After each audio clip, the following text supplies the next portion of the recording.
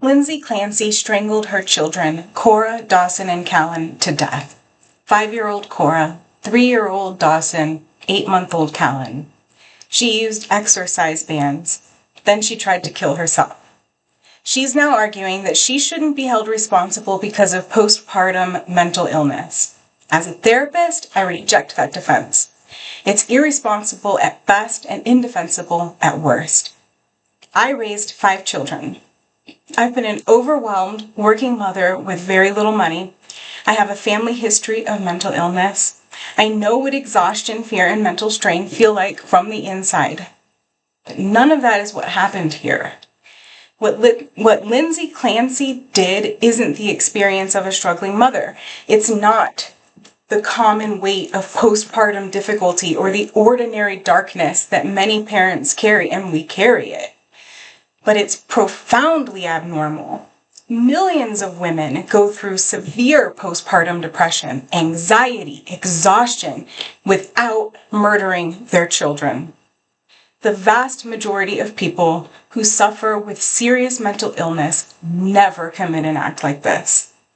And when therapists or commentators say this could have happened to anyone, they are not being compassionate. They are being reckless. Anyone in the mental health field who treats the strangling of Cora, Dawson, and Callan as something that could happen to a typical struggling parent should not be practicing. They should lose their license. Lindsay Clancy was a nurse. She worked in labor and delivery. She understood health, crisis, and risk better than most people. She had been seeking treatment, and she knew she was in crisis. Responsibility belongs to the individual at every point. Other people cannot be made responsible for managing her mental health for her. That's not fair, and it's not just.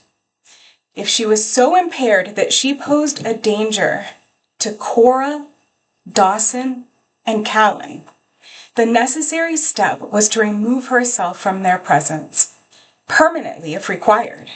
Check herself in, stay away, do whatever is required to keep them safe. She could have gone anywhere. She could have gone to a hotel. She could have gone to her parents, her sister, a friend. I can't be around the kids right now.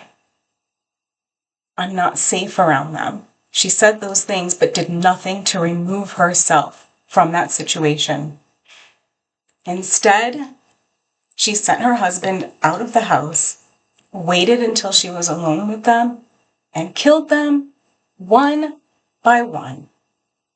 Something is deeply wrong with a person who can do this. I don't mean ordinary depression or ordinary anxiety. I mean something that runs far deeper. The kind of break that allows a mother to look at Cora, Dawson, and Callan and decide to end their lives.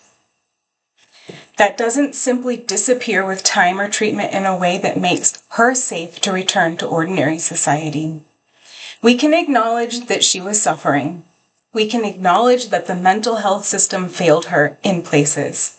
But none of that erases the fact that Cora, Dawson, and Callan are dead because of choices she made while she had the capacity to send her husband on an errand and then carry out the act.